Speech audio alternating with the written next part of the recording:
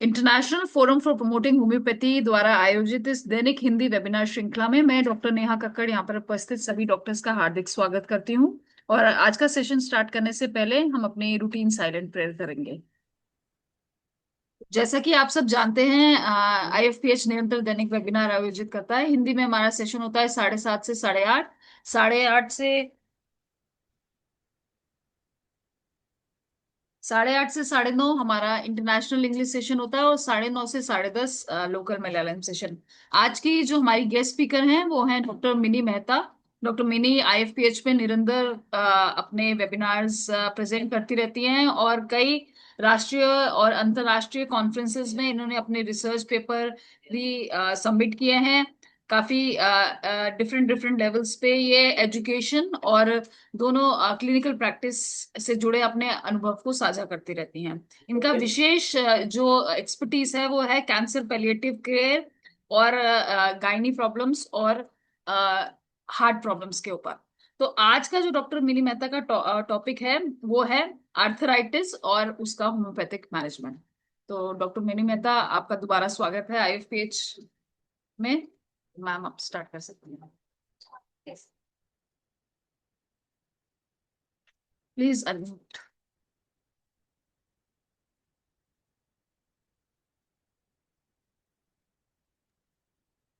हो गया, ठीक है। Now yes, can you here? Yes, yes. मैं कह रही हूँ मेरा टॉपिक आर्थराइटिस नहीं है, गाउट है। मैंने हालांकि ओके, आर्थराइटिस ही मेंशन किया था, पर सर ने जो वो बनाया उसमें गाउट कर दिया, ओके, तो फिर मैंने गाउट प्रिपेयर ओके, कर लिया। Okay, okay, okay, okay, okay. ठीक है। तो आज का टाइटल है गठिया, होम्योपैथिक मैनेजमेंट ऑफ गाउट, जिसमें हम बात करेंगे क्लिनिकल पर्सपेक्टिव और मटीरिया मेडिका के बारे में। और हम इसमें रिवाइज क्या करने वाले हैं, लर्न क्या करने वाले हैं, पैथोफिजियोलॉजी ऑफ गाउट और एटियोलॉजी, कैसे वो शुरू होता है, क्या स्टेजेस होती हैं, होम्योपैथिक प्रिंसिपल्स कौन से अप्लाई होते हैं, और इम्पोर्टेंट रेमेडीज क्या है जो हमारे को टिप्स में होनी चाहिए, और उसकी माइजमेटिक अप्रोच को भी समझने की कोशिश करेंगे। और हम देखेंगे कि इंडिविजुअलाइज्ड रेमेडी सिलेक्शन भी हम कैसे करते हैं। तो गाउट क्या है? एक मेटाबॉलिक डिसऑर्डर है जो जिसमें हम देखते हैं कि यूरिक एसिड ज्यादा प्रोड्यूस होने लगता है और उसकी डिपोजिशन होने लगती है। मोनोसोडियम यूरेट क्रिस्टल्स बन जाते हैं जॉइंट्स के ऊपर, जिससे कि काफी इन्फ्लेमेशन हो जाती है, डीफॉर्मिटी हो जाती है। अब डीफॉर्मिटी हो जाती है तो इसका मतलब कि अब सोरा से साइकोटिक टेंट पे आप चले जाते हो, और फिर उसके ऊपर और इन्फ्लेमेशन हो जाती है, तो कई बार ये ट्यूबरकुलर हो जाती है अगर ये शिफ्टिंग होती है। और अगर ये उसी जगह पे रहती है और बहुत ज्यादा स्ट्रक्चरल चेंजेस कर देती है, आसपास की जॉइंट पे तोड़फोड़ करती है, तो ये सिफिलिटिक भी हो जाती है।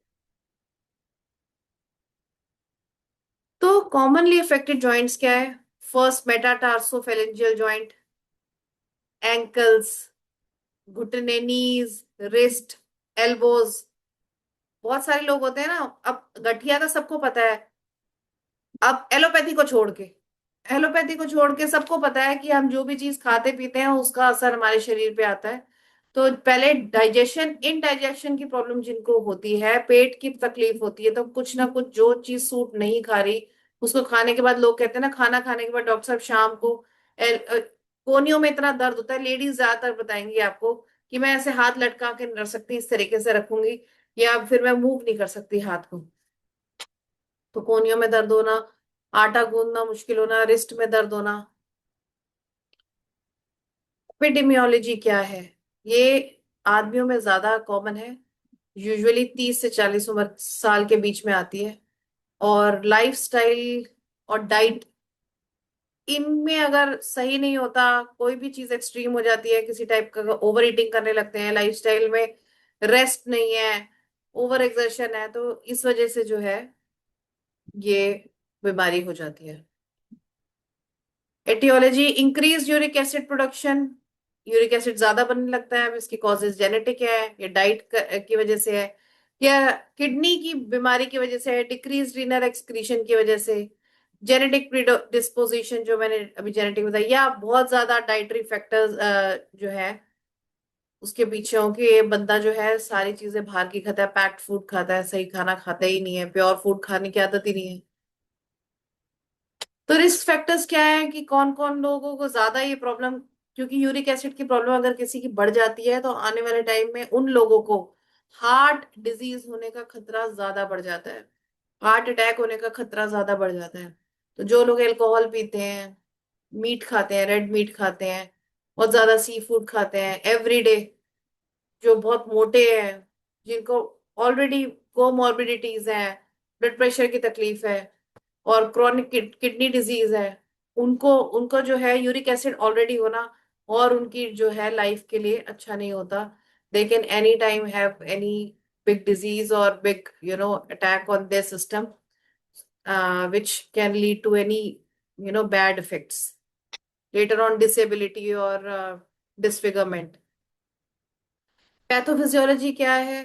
Hyper uricaemia, super saturation of body fluids, formation of monosodium urate crystals, joint deposition, and inflammatory response. Stages of gout क्या है? एसिम्टोमेटिक हाइपर यूरिसीमिया, कि यूरिक एसिड बढ़ गया पता ही नहीं होता लोगों को। कई बार किसी को जैसे बहुत ज्यादा डकार, गैस की प्रॉब्लम, पेट फूलना होता है, ये मतलब जॉइंट के पेन नहीं होते लेकिन इंडाइजेशन की बहुत सारी कंप्लेन्स होती हैं, उनके भी कभी टेस्ट कराओ तो बाय चांस जो है ये भी डिटेक्ट हो जाता है यूरिक एसिड।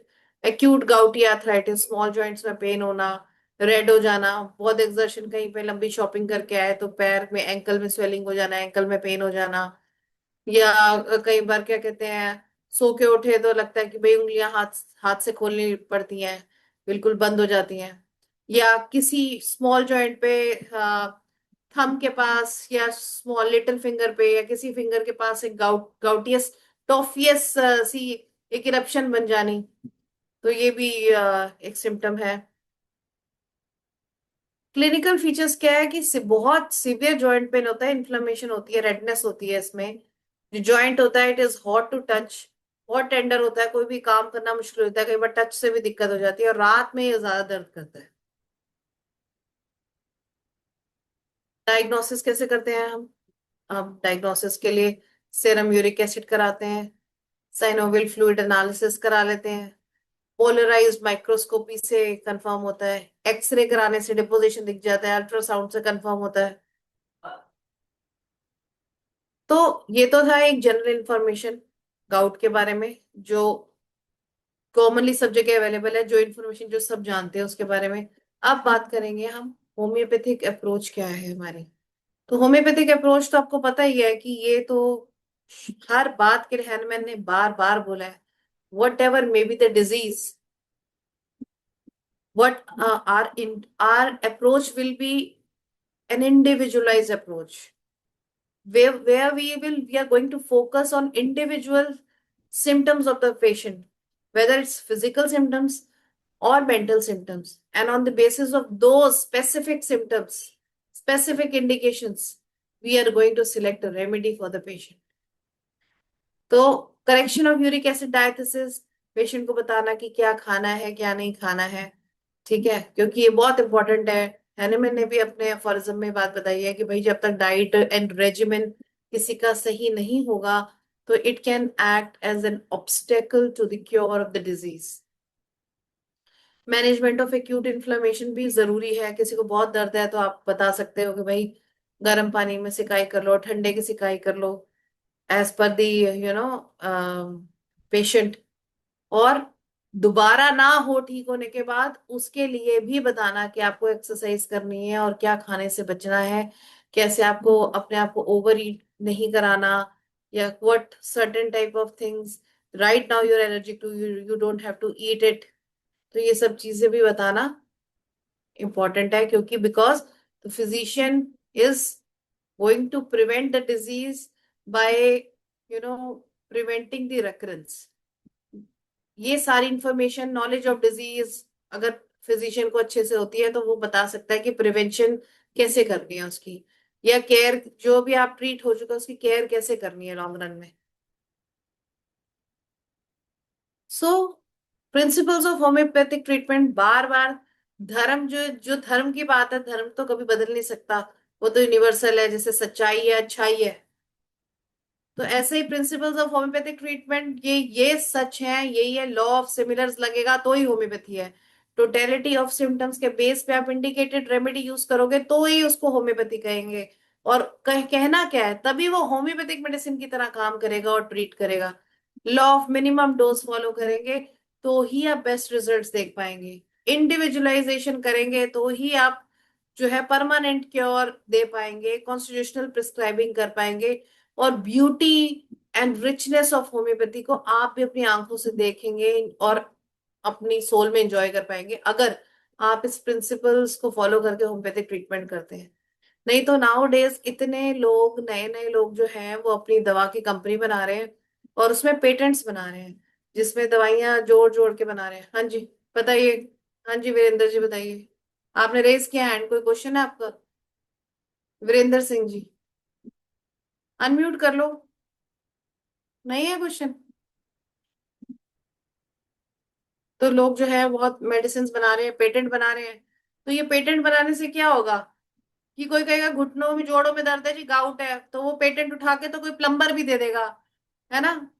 कोई सफाई कर्मचारी भी दे देगा, डब्बी के बनी हुई, ऊपर बनी हुई। डॉक्टर के देखने की क्या जरूरत है? तो क्या होगा, होम्योपैथी खत्म हो जाएगी, क्योंकि वो पेटेंट तो काम करेंगे नहीं लॉन्ग रन में। स्टडी आ जाएगी, homeopathy is a false thing, homeopathy is nothing, whatever it claims that it gives miraculous results, it is nothing. तो ये जो जितनी भी खुलती जा रही है दवाइयों की कंपनियां, जिसमें खूब पेटेंट बना रहे हैं, बकवास बिल्कुल, 10 10 12 12 मिला के, तो उससे बर्बादी होगी। माइस्मेटिक बैकग्राउंड समझना बहुत जरूरी है। सोरा, साइकोसिस, सिफिलिस। और ऑफन देखा गया है कि ये जो, जब किसी को गाउट डेवलप हो जाता है, तो वो जो है सोरो साइकोटिक डोमिनेंस होता है। मैंने बोला ना, क्योंकि सोरा क्या है, सोरा को तो हम डेफिशिएंसी डिजीज बोलते हैं। किसी चीज की डेफिशिएंसी हुई, पेट खराब हुआ, और जो है पेट खराब हुआ और वो मेंटेन नहीं हुआ, और जैसे भी खाया तो जो भी टॉक्सिन निकला वो जाके जॉइंट पे डिपॉजिट हो गया, तो क्या हो गया, एक्स्ट्रा ग्रोथ हो गई उसके ऊपर। एक्स्ट्रा ग्रोथ हुई तो साइकोसिस हो गया, तो सोरो साइकोटिक डोमिनेंस हो गई इसके अंदर। और मैंने बोला कि अगर और ज्यादा इसके अंदर इन्फ्लामेशन हुई जो प्रॉपर नहीं हो पा रही है, और डिसफिगरमेंट हो जाती है आसपास के एरियाज के, तो सिफिलिटिक चीज भी इसके अंदर ऐड हो जाती है। तो इम्पॉर्टेंट रेमेडीज हमारी गाउट में क्या है, ये सबको ही पता है। बहुत फेमस ये रेमेडीज है, हम सब यूज करते हैं, और अल्टीमेट रिजल्ट्स के साथ। जो लोग स्टेरॉइड खा के भी ठीक नहीं होते, उनकी ये दवाइयां जब हम बिल्कुल सिम्टम्स के, अप्रोप्रिएट सिम्टम के साथ मैच करके लगाते हैं, टॉप की ये दवाइयां हैं। नहीं तो दवाइयां तो बहुत सारी जो भी पेशेंट के सिम्टम के साथ मैच करती हैं वो काम करती हैं। अगर एक्यूट में एकदम से कोई आपके पास आता है जिसमें फ्लेयर्ड अप होता है, तो बड़ा आसान है ये दवाइयां लेके उसको ट्रीट करना। Colchicum, autumnale, ledum pal, benzoic acid, bryonia alba, urtica urens, guaiacum, lycopodium, sulphur. तो अब ये एक्यूट पेन में ज्यादा काम आते हैं, तो मतलब कि ये जो है, आ, हो सकता है कि सिफिलिटिक फेज में हो पेशेंट, या स्टार्टिंग फेज में हो पेशेंट। ठीक है, तो आप इसके सिलेक्शन कर सकते हैं। आप ये नेचर भी जान सकते हैं कि इन रेमेडीज की जो है ओरिएंटेशन जो है वो सोरो साइकिक ओरिएंटेशन है। तो ये आप पेशेंट का जो कॉन्स्टिट्यूशन है वो भी उस हिसाब से हो सकता है, देखना आप ओवरऑल भी ऑब्जर्व करना उस चीज में। तो पहली, हम बहुत ज्यादा इतना डिटेल नहीं पढ़ेंगे एक चीज के बारे में, नहीं तो हम क्या करते हैं, सारी रेमेडी एक जैसी लगने लग जाएगी, बहुत डिटेल पढ़ेंगे। तो हम जो है की फीचर्स हर रेमेडी के डिस्कस करेंगे इसके अंदर। जैसे कॉल्चिकम ऑटमनेल है, तो हम वो किसको देंगे, एक पेशेंट आए जिसकी जो स्वेलिंग है वो एक्सट्रीम सेंसिटिव है टच के लिए, और बिग टो पे स्वेलिंग है। जनरली बिग टो पे ही, केक जॉइंट पे ही आती है गाउट की स्वेलिंग। सिवियर पेन है, तो चलने से उसका दर्द बढ़ जाता है, और जब हमने टच करके देखा तो जॉइंट जो था वो स्वोलन भी था और हॉट भी था। और पेशेंट का पूछा कि भाई कब ज्यादा दर्द होता है, तो उसने बोला मुझे रात को ज्यादा दर्द होता है। तो एक्सट्रीम सेंसिटिविटी टू टच है, सिवियर पेन है बिग टो में, जो चलने से बढ़ जाता है, हॉट एंड स्वॉलन है, रात को दर्द हो जाती है, और एक और चीज कंफर्म करने के लिए आपकी कॉल्चिकम देंगे। आप बोलो जो आपके घर में तड़का लगता है, खाना बनता है, तड़का लगता है या खाने की चीज आती है, तो क्या आपको कुछ अजीब लगता है? तो वो पेशेंट बोलेगा हाँ, एक बात तो ये है कि एक बार जब लोग ये लोग किचन में खाना बनाते हैं तो मुझे ना अच्छा सा नहीं लगता, उल्टी सी फीलिंग आती है कि I don't want to stay there. तो कॉल्चिकम ऑटोमेल की एक ये भी जो सीपिया में है, आर्सेनिक में है, कि वो धुआं जो है वो खाना बनने का बर्दाश्त नहीं कर सकता। तो ये एक सिम्टम है जो आपको जो है डिस्टिंग्विश करता है अलग बाकी की रेमेडीज से। Next, ledum Pal. Gout starting in feet. Doctor साहब ठोकर लगी थी, चोट लगी थी, या मेरे पैर पैर में दर्द था, पैर की छोटी उंगली में सूजन थी, फिर बड़ी उंगली में सूजन आई, फिर उसके बाद वो सूजन जो है वो मेरे एंकल में आ गई। बहुत एंकल में दर्द रही, बड़ा इलाज कराया, पेन किलर खाई, फिर जो वो दर्द है मेरे घुटने में आ गई, और आजकल तो मेरी उंगलियों में भी है। तो मतलब जो गाउट जो था वो स्टार्ट हुआ नीचे से, तो असेंडिंग उसके सिम्टम्स थे, इसलिए बहुत ज्यादा असेंडिंग पेन्स थे। तो ये हिस्ट्री पूछना कि कैसे शुरू हुआ, कहाँ गया, ये बड़ा इंपॉर्टेंट है हमारे लिए, क्योंकि एक भी पॉइंट ऐसा मिस हो गया तो हम एक बहुत इंपॉर्टेंट की नोट किसी रेमेडी का मिस कर देंगे। और ये जो स्वेलिंग है, जैसे मैंने कहा था ना कि मैनेजमेंट करनी है पेशेंट की जो पेन है, एक्यूट पेन, तो किसी को गर्म पानी से आराम मिलता है, तो ये पेशेंट को जो है ठंडा लगाने से आराम मिलता है, दर्द वाली जगह बर्फ लगाने से आराम मिलता है, ठंडे पानी में पैर डालने से आराम मिलता है। और अभी से पहले जो हमने कॉल्चिकम देखी थी, कॉल्चिकम में क्या था, जो स्वेलिंग वाज हॉट। इसमें क्या है कि जितनी भी बड़ी स्वेलिंग होगी ना, आप उल्टे हाथ से टच करोगे तो उसमें से कोई हीट नहीं आ रही होगी, बल्कि वो कोल्ड होगी स्वेलिंग। और आप ऐसी स्वेलिंग जो है आप देखेंगे, आ, मैंने तो ट्यूबरकुलर पेशेंट्स में भी देखी है, साइकोटिक ट्यूबरकुलर पेशेंट्स में। मैं आपको एक केस बताऊंगी।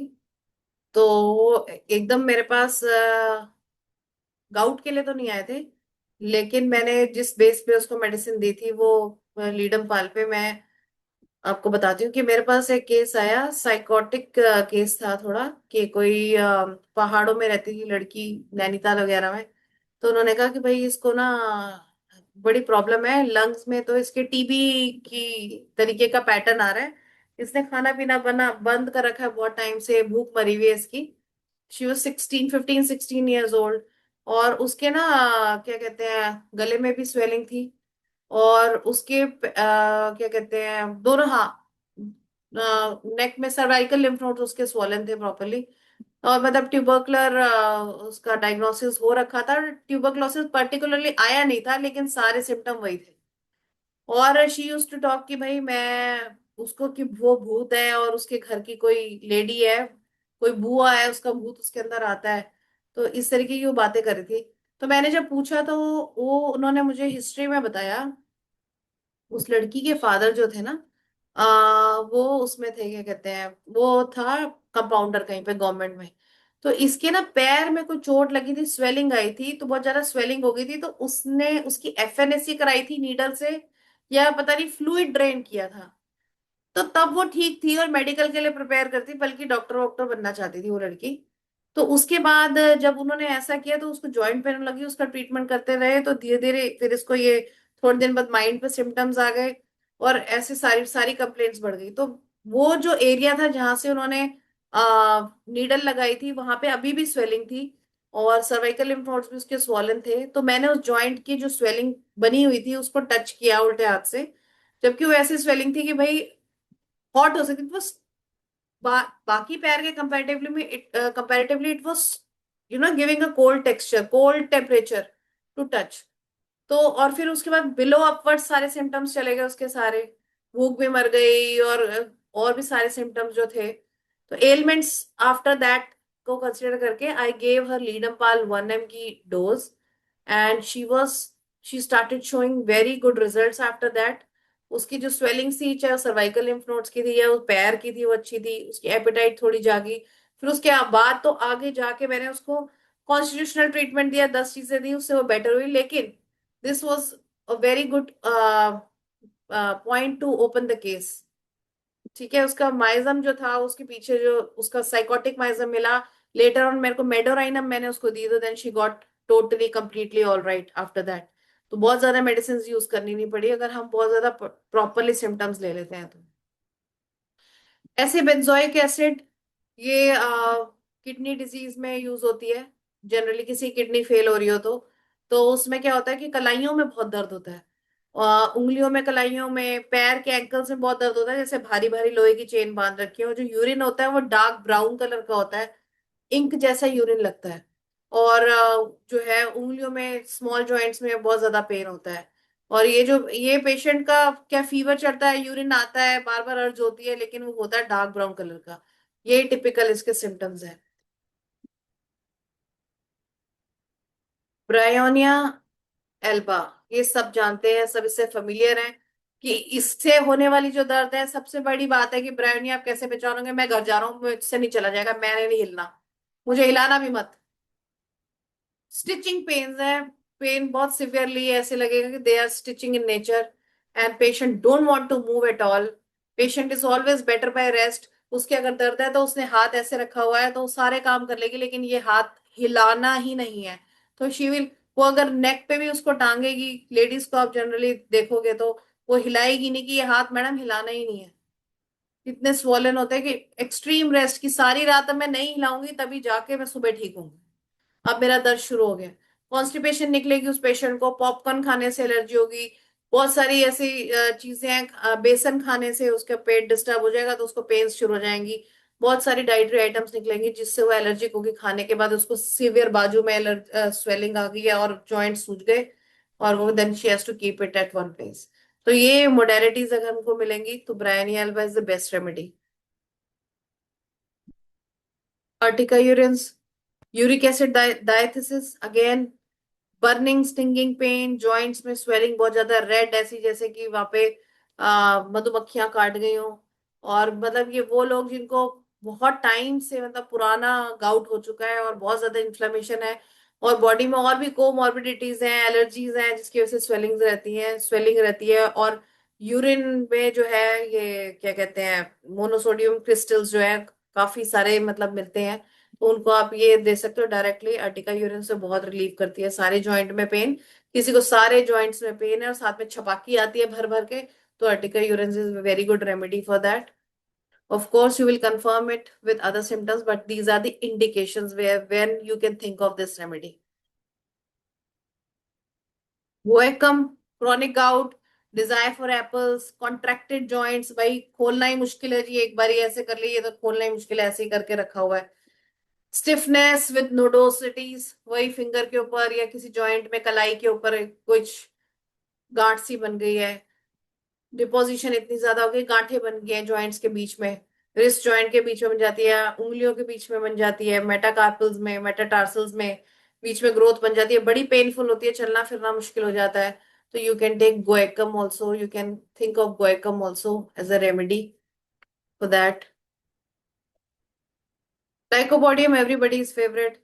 राइट साइडेड कंप्लेंट्स सारी, red sandy urine, digestive complaints, bloating होना, डकार आना, फ्लैचुलेंस होना, मीठे की क्रेविंग होना, खाना गरम गरम पसंद करना। और सबसे बड़ी बात कि डॉक्टर साहब पेट इतना फूल जाता है, पेट में दर्द हो जाता है, जब भी यूरिन आना होता है उससे पहले पेट इतना दर्द करता है, फूल जाता है इतना, और यूरिन करते ही बेटर हो जाता है। तो pain in lower abdomen before passing urine, red sandy urine, और क्या कहते हैं, पता ही नहीं चलता पेशेंट को, वो बहुत, या तो अगर ओबीज होगा तो उसे पता ही नहीं चलता कितना खाना खाना है, एक्सेसिव ईटिंग की आदत होती है, पतला होता है तो भूख ही नहीं लगती, कुछ भी खाते ही वो डकार आने शुरू हो जाएंगे लाउड लाउड। पेशेंट कहेगा कि डॉक्टर साहब मैं तो कुछ भी खाऊं तो मेरे को डकार आने लग जाते हैं, मेरे को पता ही नहीं क्या चीज सूट करती है। लेकिन ये होगा कि जो भी लिक्विड्स वो लेता है वो, उसको रोटी जो है चाहे आधी खाए तो गरम गरम पसंद है। ठीक है। और हो सकता है कि अल्ट्रासाउंड करा तो राइट किडनी जो है उसकी श्रिंक निकले लेफ्ट के कंपैरेटिवली। तो कॉन्स्टिट्यूशनल ट्रीटमेंट तो हम और भी दे सकते हैं जो इस बीमारी को ठीक कर सकते हैं। जैसे सल्फर है, सल्फर पेशेंट्स कैसे होंगे? सल्फर फिलोसफिकल पेशेंट होंगे, और जो है उनको हाथों पैरों में भड़क होगी, खाने में मीठा बहुत अच्छा लगेगा। और जो जॉइंट पेन है उनका, अगर क्या कहते हैं कि ज्यादा गर्मी होगी उससे प्रॉब्लम होगी तो ठंडा लगाने से बेटर लगता है। और लाइकोपोडियम तो हम पहले डिस्कस कर चुके हैं, बहुत स्मार्ट होते हैं, मेंटली अगर आप उनको पहचानो तो बड़े स्मार्ट एक्टिंग होते हैं, वैसे अंदर से बीमारी के लिए डरते हैं, कावर्ड होते हैं। फर्स्ट इंप्रेशन में वो आपको थोड़ा सा डॉक्टर को समझाने लगेंगे, लेकिन जैसे ही आपकी विजडम उसको पता चलेगी, then he'll cooperate better with you। और कैलकेरिया का पीपल फैट फ्लैबी, बचपन से ये था, मैं गिर जाती थी, मुझे फ्रैक्चर जल्दी हो जाता था, अब जॉइंट में बड़ी स्वेलिंग है। और खाने में अंडा पसंद है, हेड स्वेट करता है, पसीना बहुत ज्यादा आता है, हाथों में पैरों में पसीना आता है, जॉइंट्स में पेन है, ठंडा रहता है शरीर। तो आप कैलकेरिया का आप उस पेशेंट को दे सकते हैं। इनसिक्योरिटीज है माइंड में, फियरफुल है, फियरफुल अबाउट एनी कंडीशन, दूर से किसी की बात भी सुनी हो तो अपना कैलकेरिया का आप दे सकते हैं। Natrum mur, thin thin people desire craving for salt, जल्दी से बुरा मान जाना, फिर अपने आप, फिर कॉन्सोलेशन तो पसंद ही नहीं है, नाराज हो जाना, फिर अपने आप मान जाना, कॉन्स्टिपेशन होना, ड्राइड स्किन, इजीली डिस्कलरेशन हो जाना स्किन में, और जॉइंट में पेन होना, खाना खाने के बाद दर्दें बढ़ जाना। पेशेंट बोलेगा कि अगर मैं खाना ना खाऊं ना तो मैं सही रहूंगी, लेकिन यहाँ मैंने रोटी खा ली तो उसके बाद मेरे को पेन्स होनी ही होनी है, जैसे कि कोई सजा मिलनी है। So these are the remedies which it has been noted that they work much better in the cases of gout। तो फिर डाइट एंड लाइफस्टाइल का बहुत अच्छा रोल है कि आपको डाइट, क्योंकि ये क्या है, जब जब किसी का डिपोजिशन सिक्रीशन मतलब कुछ एक्स्ट्रा ग्रोथ होने लग जाती है, तो मतलब patient has been sick for a long time, और ये क्रॉनिक डिजीज है, और जिसमें पेशेंट की कोई क्योंकि कुछ आदतें बन जाती हैं, इस वजह से उसकी बॉडी टाइप ऐसे हो जाती है, तो किसी भी आदत को चेंज करने में 40 डेज लगते हैं, और उसको आप कॉन्स्टेंटली 6 मंथ तक ट्राई करो तो आपको इफेक्ट दिखता है, और every 3 years your body changes.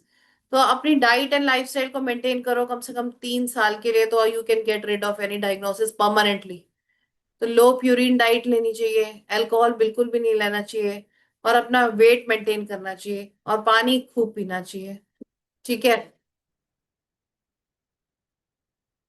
तो हमको केस मैनेजमेंट करने के लिए क्या इंपॉर्टेंट है, हमें केस टेकिंग करनी चाहिए अच्छी से। केस टेकिंग अच्छी नहीं होगी, हिस्ट्री नहीं पता। अब जैसे मेरे पास एक पेशेंट आई, उसको गाउट था, और गाउट है उसको, अ, उसका केस निकाला सुनीता जहरत का। तो उसको गाउट है, और उसको गाउट शुरू हुआ अपनी डिलीवरी के बाद, तो उसको जॉइंट पेन शुरू हो गए। तो पेन किलर लेना शुरू की, 10 चीजें लेना शुरू करी, उसकी हाथ की उंगलियां सूजी हुई है, कंधे पे भी सूजन है, उसको रिंग वर्म्स भी है। हाँ, रिंग वर्म्स भी है, एंकल में भी बहुत ज्यादा प्रॉब्लम है। तो उसके काफी सारे सिम्टम्स है, तो हिस्ट्री ली, फैमिली हिस्ट्री ली, सब कुछ लिया, तो पता चला कि जो एनालाइज करने के बाद, अभी केस निकालेंगे तो स्टेप वाइज बताऊंगी, बहुत सारी रेमेडीज दी जो उसको पार्शियली हेल्प कर रही थी। हाँ, तो वो मेरे पास आई थी, तो उसने मुझे बताया कि उसने आईवीएफ का ट्रीटमेंट लिया था, जिसमें आईवीएफ ट्रीटमेंट में बहुत सारे इतनी सारी मेडिसिन, इतने सारे हॉर्मोन्स हमको दिए जाते हैं, जो हमारा लिवर प्रोसेस भी नहीं कर पाता, और कहीं ना कहीं वो टॉक्सिन जो है पूरी बॉडी को इफेक्ट करते हैं। तो इतना मतलब सीवियर ट्रीटमेंट लेने के बाद सी सेक्शन से उसका बेटा हुआ था। Since then she started suffering severe pain in the joints, और भूख बिल्कुल नहीं, प्यास बिल्कुल नहीं, और बहुत दर्द थी। और क्या कहते हैं, आर्म पिट्स में भी दर्द, लोअर बैक में भी दर्द। और अब उसको लग रहा था कि अब वो शायद ना, ये उन्होंने बोला था कि इसका ट्रीटमेंट, तो यूरिक एसिड हाई आया था, सीआरपी भी हाई था। उन लोगों ने उसको बोला कि भाई इसका ट्रीटमेंट तो लाइफ लॉन्ग लेना पड़ता है, ठीक नहीं होगा, तो ओवर थिंकिंग वो करती थी। तो मैंने उसको बोला था, अच्छा सबसे पहले आप मुझे ये बताओ कि आपको सबसे पहले कौन से जॉइंट में पेन आना शुरू हुआ। तो उसने मुझे बोला कि मुझे सबसे पहले एंकल्स में पेन आना शुरू हुआ। तो मैंने और पूछा, और स्किन की कौन सी बीमारी, उसने मेरे को एल्बोज में पेन है, बहुत ज्यादा एल्बोज में पेन आता है, और रिंग वर्म्स हैं। तो ऐसे पहले मैंने जब उसको मेडिसिन शुरू करी थी, सबसे पहले तो उसने हिस्ट्री में भी बताया था कि ड्यूरिंग प्रेगनेंसी से पहले उसकी मदर की डेथ हो गई थी, इसलिए कंसीव करने में दिक्कत थी, there was lot of grief, so I started with ignatia, she was better for few days, then she again the things started occurring to her, थोड़े दिन के लिए बेटर हो गई थी। तो उसके बाद जब सारे सिम्टम्स अच्छे से ले तो मुझे उसकी ट्यूबरकुलर हिस्ट्री पता चली थोड़ी सी कि बचपन में उसको ट्यूबरक्लोसिस हुआ था। Then I gave her tuberculinum. तो उसने मुझे 2 हफ्ते तक ऐसा बोला कि मैम मुझे ऐसे लग रहा है कि मुझे कभी कुछ था ही नहीं। तो अभी तक देखो, अभी मैंने इसमें ट्यूबरकुलाइन मेंशन नहीं करी, लेकिन on the basis of proper case taking, totality और रिपर्टराइजेशन, जब रेमेडी सिलेक्ट होती है तो इतना बेटर हो जाता है पेशेंट, कुछ कहने की हद नहीं है। उसके सोल में पेन, एंकल में पेन, सब कुछ चीजें बेटर हो गई। और क्या कहते हैं, फिर लास्ट में फिर दोबारा उसको पेन आने लगी, तो जो उसके सिम्टम्स थे that indicated towards abrotanum. Then I gave her abrotanum and it's been 3 months. She is much better and doing much better without any painkiller and steroids. तो हमें हर केस में हमारे टॉप की मेडिसिन तो जो थी, जो मतलब कि बिल्कुल पैथोलॉजी भी लेके पेशेंट आते हैं उनको हम उससे ट्रीट कर सकते हैं। लेकिन once we enter the case individualise treatment करके, तो हो सकता है बहुत सारी लेयर्स खुले कि ये बंदा कैसे बीमार होना शुरू था, क्या वेज थी, और वो सारे ऑब्स्टेकल्स हमको ट्रीट करते हुए, अंडरस्टैंड करते हुए हमको आगे ट्रीट करना है, तो पेशेंट बहुत बेटर हो जाते हैं और ऐसी कंडीशन से निकल जाते हैं जिसमें वो इतने डिसअपॉइंट हो चुके होते हैं कि जैसे कभी ठीक ही नहीं होंगे। तो ये सब तभी हो सकता है कि जब नॉलेज ऑफ फिजिशियन जो है वो परफेक्ट हो। फिजिशियन को ये पता हो कि भाई होम्योपैथी में एक सिर्फ डायग्नोसिस के नाम पे ट्रीटमेंट नहीं होता। ये अगर ये सिचुएशन किसी की शरीर की बीमार होके वो इस सिचुएशन तक पहुंचा है, तो how it started, what other organs have suffered in the past, इसकी क्या डायथिसिस है या इसकी क्या हिस्ट्री है, इसके मेंटल्स कैसे हैं, ये क्या ये पेशेंट जॉइंट पेन के साथ एक डरपोक पेशेंट है कि कोई भी काम नहीं कर रहा है, ये जॉइंट पेन के साथ ये ऐसा एक पेशेंट है जो इतना ग्रीफ होते हुए भी अपने आप को संभाल के चल रहा है, ट्यूशंस पढ़ा रहा है, अपने फाइनेंशियल क्राइसिस है उसको भी मेंटेन कर रहा है। तो ये सारी चीजें भी आप कवर करके for some time when whatever symptoms are more reflecting into your eyes, you will give medicines for pain. Or if you are able to find the constitutional medicine, it helps a lot. जैसे Ignatia natrum mur उसको help कर रही थी, ट्यूबरकुलाइनर ने उसका miasmatic चीज better कर दिया क्योंकि वो सिफिलिटिक फेज में थी। अब वो साइकोटिक में है थोड़ी she has got some weight, but pain is very less. Now we have to treat her more to bring her back to the soric phase and balance it, the triophymisms. So we'll be following her till she looks good with all her skin and hair. We'll get to know now she is better. It's 3 months. The pain is not like that. It's only, 20%. Pain is 20%. And that too, it occurs when she goes to some party and have some deep fried cheese and something like that. किसी को कोई questions है? 15 minute questions के लिए, question answer के लिए रखते हैं, या और कोई कुछ शेयर करना चाहता है? This was because gout is not such that big topic.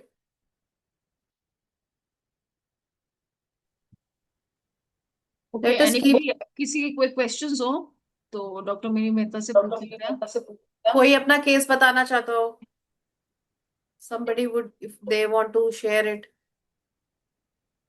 मैं जल्दी जल्दी बताती हूँ, मेरी कोई बात डाउटफुल लग रही हो, इम्प्रैक्टिकल लग रही हो, स्टोरी लग रही हो, क्योंकि कई बार हम करते जाते हैं केस तो हमें पता नहीं होता कि किसको किस चीज में डाउट लगता है। तो पूछ लो, डिस्कशन कर लेते हैं, यस। क्योंकि इससे पता चलता है कि भाई व्हाट वी गॉट के managed with bacillinum and tub. GD with bacillinum and tuberculin, differential देखो डायग्नोस। भाई कोई बहुत ये तो सबको पता है ट्यूबरकुलाइनम, तो आप भाई हिस्ट्री आ गई ट्यूबरक्लोसिस की।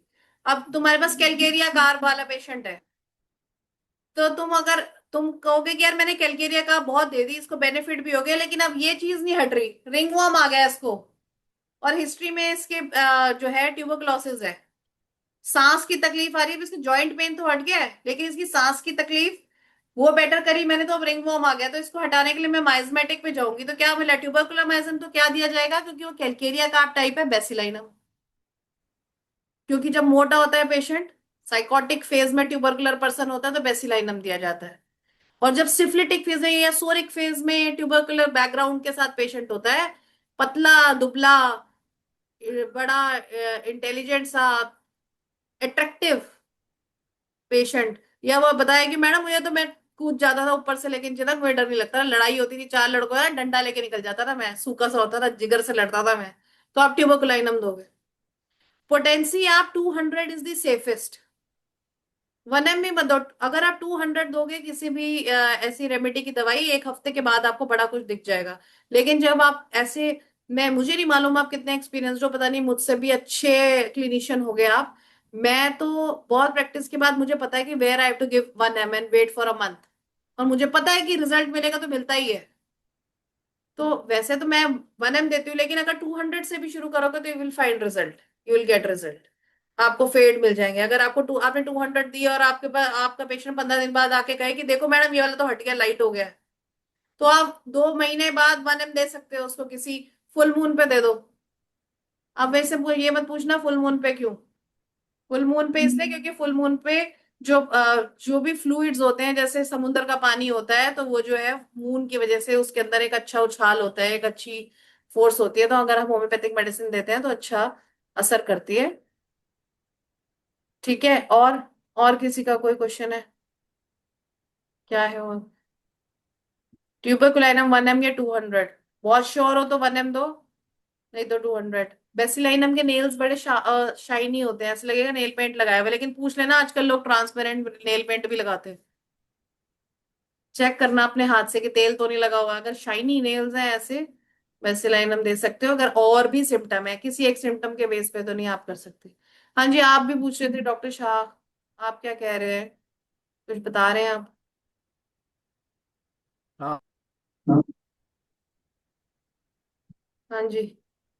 हाँ, thank you, thank you doctor Mini Mehta ji, and congratulation. बहुत अच्छा आपने गॉट पर बताए। हालांकि हर चीज को टच किए, लेकिन एंगल ऑफ ट्रीटमेंट है गॉट में तो बहुत ज्यादा। हम तो ज्यादा करके केस को देखते हैं तो उसमें म्याग्मेटिक एंगल से देखते हैं, और जो भी कॉन्स्टिट्यूशनल है या जो सिम्टम है उसको उस आधार पर देते हैं। तो एंगल ऑफ ट्रीटमेंट है सिम्टोलॉजिकल एंगल। अब जैसे लीडम पाल हो गया, बेंजाइक एसिड हो गया, या ब्रैनिया हो गया, कोई भी सिम्टोलॉजिकल एंगल से ट्रीट करते हैं। यदि मोशन एग्रावेशन है तो ब्रैनिया देते हैं, कोल्ड से जो है एम्लोरेशन है तो लाइको जैसे बताए आप। लेकिन miasmatical angle, role of miasmatical angle curative way of treatment गायको गॉट पेशेंट। तो जैसे मियाज्मेटिकल एंगल पहले तो सोरिक और साइकोटिक मियाज में ही होता है इस तरह का। पहले तो फर्स्ट फंक्शनल डिस्टरबेंस होता है जिसके कारण से सोरिक मियाज से स्टार्ट होता है, और तब जाके साइकोटिक में चेंज करता है। तो सोरिक मियाज में तो हम जो है सल्फर सोडियम कलक्रिया कार किसी रेमेडी देते हैं कंस्टिट्यूशनल। लेकिन साइकोटिक मियाज में जब आता है तो यूरिक एसिड जो डिपोजिशन करता है उसमें thuja medorrhinum natrum sulph, natrum sulph भी बहुत अच्छा काम करता है चेंज ऑफ वेदर में। एंड रोडोडेंड्रम भी बहुत अच्छा काम करता है होम्योपैथिक, जो है वेदर जो चेंज करता है उसमें यदि वो उसका बढ़ वो जाता है गॉट आर्थराइटिस का। में आ जाता है ना फिर। हाँ हाँ, गॉट बहुत सारी गॉट रेमेडीज बढ़। आर्थराइटिस को टच कर हाँ जाती है, इसलिए छानना ना हाँ छलनी से कि हाँ गाउट वाली अलग रखूं हाँ। मैं। तो इसलिए मैं सिप्लिटिक इनको लेके आई हूँ। सिप्लिटिक मियाज में मर्कसोल जो है सिपिलनम और मेटालिकम काली आयोड देते हैं। तो यह निश्चित है कि हमारा जो है बहुत अच्छा रोल करता है, और हम जो है ठीक करते हाँ हैं। जी। तो इस तरह का king of anti psoric remedy sulphur, queen of anti psoric remedy psorinum, according to right right. Miasmatic. King of right right. Antisycotic remedy thuja, the thuja queen of medorrhinum. Antisycotic remedy medorrhinum. King of antisyphilitic remedy merc sol, the queen of antisyphilitic remedy syphilinum. यहाँ पे doctor Mini के लिए question था, no pain but joint swelling, sun heat swelling, aggravation but cold. तो apis उन्होंने दिया है, Apis दी लेकिन हाँ, रुचि कुमारी ने क्वेश्चन पूछा है कि उनके हाँ पास जी। कोई पेशेंट है, उसकी जॉइंट में स्वेलिंग है, कोई दर्द नहीं है पर हम्म। स्वेलिंग है, लेकिन धूप से जो है वो एग्रेवेट कर जाती है स्वेलिंग, ठंडा लगाने से आराम आती है। तो अब Yes. हम इसमें स्वेलिंग बेटर बाय कोल्ड, तो उसमें लीडम पाल भी बहुत अच्छी मेडिसिन है और एपिस भी बहुत अच्छी मेडिसिन है। अगर आपने एपिस दी वर्क नहीं करी तो एपिस तो नेटरम्यूर भी देख सकते हो आप। नेटरम्यूर तो आया ही था, अब केस करो, आपसे कुछ छूट गया है। नहीं तो कोई भी जो स्वेलिंग है उसको टच करके देखोगा इसमें हीट ही नहीं है और वो कोल्ड से ही बेटर हो रही है, तो वो लीडम पाल है और लीडम पाल ही है। तो आप लीडम पाल को, लेकिन एक एक सिम्टम में मत जाओ। जब कोई लीडम पाल होगा तो वो सर से पैर तक लीडम पाल होगा, उसका सारा सिम्टम सारा मोडालिटी मैच करेगा। हाँ, जैसे ठीक है। डॉक्टर मिनी बहुत सारे केसेस में सिर्फ स्वेलिंग होती है और पेन बहुत ज्यादा होता है कॉन्स्टिट्यूशनल। जैसे हमें पता है कि कॉन्स्टिट्यूशनल हमें देनी है, लेकिन पेन इतना ज्यादा होता है कि सबसे पहले पेन मैनेज करना जरूरी है। तो उस केसेस में कुछ हम क्या स्टार्टिंग मेडिसिन दे सकते हैं डिपेंडिंग अपॉन बेलेडोना ब्राइनिया के अलावा और कोई मेडिसिन? नहीं नहीं, आपको पेन का हमेशा पैटर्न मिलेगा। ओके। पेन का हमेशा पैटर्न मिलेगा। एक तो पेन असली का पेन होता है और एक सबकी पेन टॉलरेंस होती है। हाँ जी। क्या आपको कोई पूछना पड़ता है दर्द होता है तो फिर क्या करती हो आप? क्या करती हूँ? चिल्लाती हूँ, फिर नहीं करती कुछ भी काम, सब फेंक देती हूँ, मेरी तो लड़ाई हो जाती है। तो फिर सिम्टम वहां से पकड़ के लो, कान वहां से पकड़ो, वो टॉलरेंस होती है। पेन होता है तो क्या जी, मैं तो कोने में पड़ जाता हूँ, मेरे बस का नहीं है, ये दिक्कत होती है, मेरा काम रुक जाता है, ब्रायोनिया दो। तो पेन को कौन कैसे लेता है उस हिसाब से फिर हम उसको पकड़ते हैं। यही तो हमारी ब्यूटी है कि हम छेड़ छेड़ के देखते हैं, उनको लगता है डॉक्टर को बात करने का बड़ा दिल यस। करता है, हमें क्योंकि जाने ही नहीं देता, मोस्टली हम तो आते हैं मोस्टली 10 मिनट के पेशेंट्स लिए। वही। हाँ, पेन की पेन किलर कंप्लेंट खा के ही होती। आते हैं ना हमारे पास, हमारे पास हाँ जी। पेन किलर खा के आते हैं। तो मैं बोलती हूँ अभी आपने कितने पेन किलर खा, कैसे खाते हो जी? ऐसे ऐसे। तो उसके बावजूद भी क्या है आपको, उसके बावजूद ये है। तो अब ये ब्यूटी तो आपकी बावजूद आपने खत्म करना है। जब आप बावजूद खत्म कर दोगे, उसके यहां से ताकत आ जाएगी जब आपकी रेमेडी राइट होगी ना। जब आप शुरू हुआ था तो कैसा पैटर्न था उसको पकड़ के दवाई दे दोगे, जब आपकी रेमेडी राइट होगी ना तो उसको यहाँ पे असर पड़ जाएगा। बिल्कुल। जैसे रेस्टॉक्स को सब कुछ मुश्किल लगता है, धक्का लगा के करना होता है, दूध तो मैं पीऊंगा ही, दही तो कहीं के बिना कैसे जीऊंगी, जिद्दी सी, उसको जिद्दत जिद्दी सा जाट समझ लो। ऐसे कैसे सुबह उठ के तो ज्यादा दिक्कत होती है। प्रॉब्लम ही यही है। कोई कहेगा काम तो मैं कर लेती हूँ, काम से मुझे कोई प्रॉब्लम नहीं है, लेकिन मेरे हस्बैंड आ जाते हैं ना, मेरी दर्द बढ़ जाती है। तो लो सीपीएल लो फिर। बच्चों को देख के मुझे गुस्सा आ जाता है। तो फिर वो देखना पड़ेगा कि ये जो दिमाग है ये अपने पेन को कैसे ले रहा है।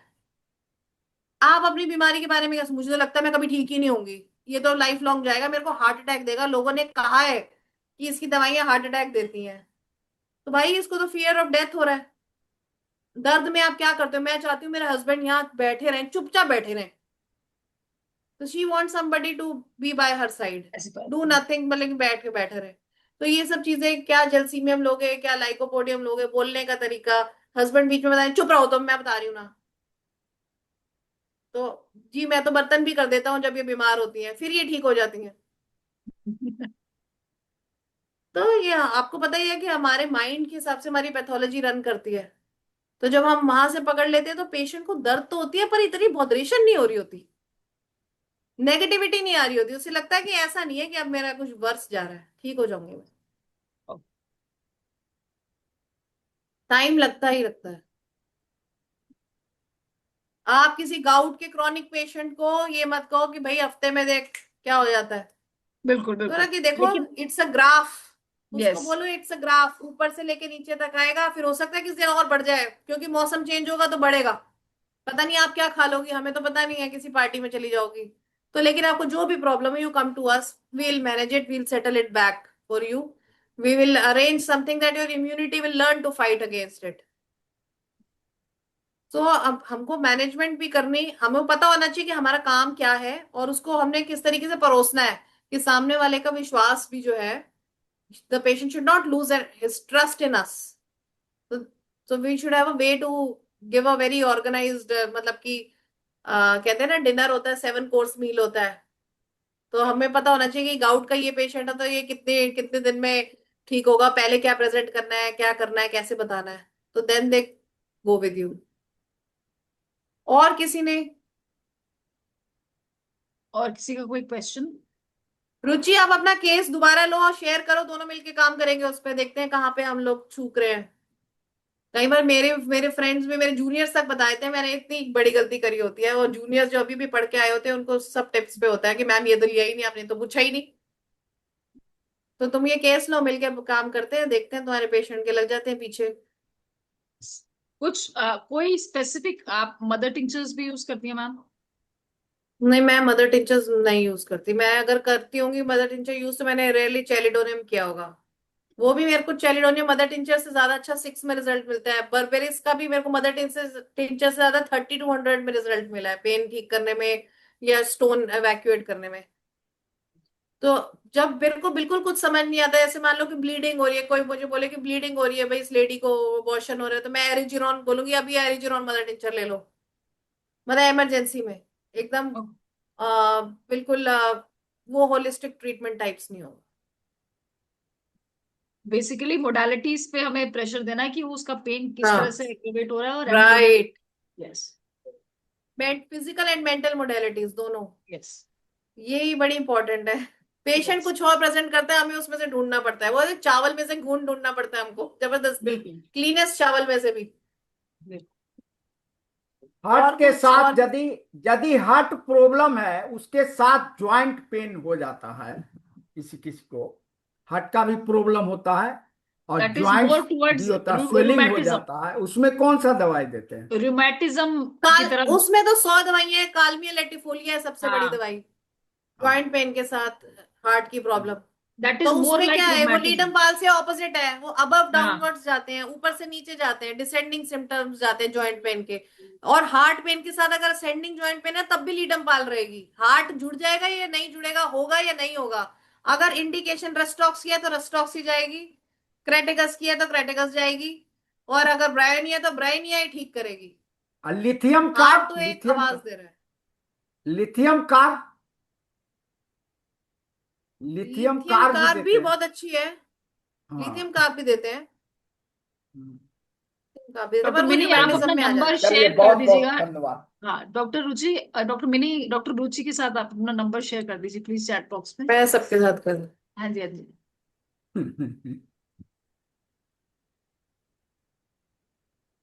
Yes. All right, everyone. I just wanted to have a very short and crisp presentation so that we should be able to swallow it and digest it. ऐसे यस। नहीं कि दरदर दरदर डॉक्टर मिनी ने अपनी शान में बात चार करी और चले गए। Because I also learn whenever I discuss with you, मैं दोबारा इतनी मेरी रिवीजन होती है, I am so thankful to you. तो मेरी भी यस। रिवीजन हो जाती है।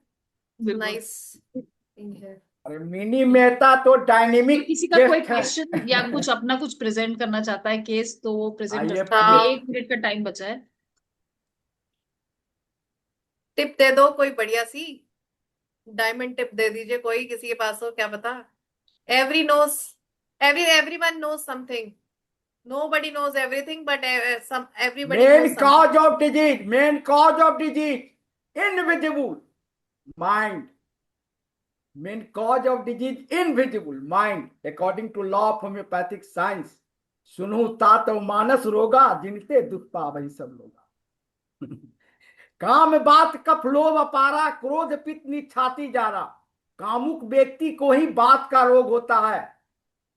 समझे ना, कामुक व्यक्ति जो excess use of sex and excess use of work, दोनों work is called acute case and excess use of sex is a chronic case.